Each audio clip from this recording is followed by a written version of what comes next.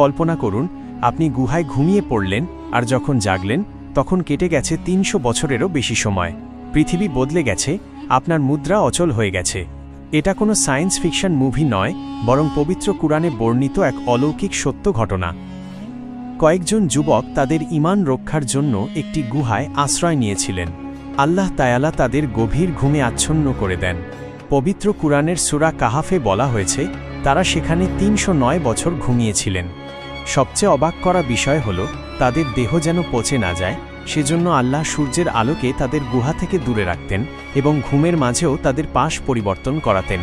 আধুনিক বিজ্ঞান আজ বলছে, দীর্ঘদিন শুয়ে থাকলে মানুষের শরীর ক্ষতিগ্রস্ত হয়, যা থেকে রক্ষায় এই পাশ পরিবর্তনের বিষয়টি ছিল এক বড় অলৌকিক রহস্য।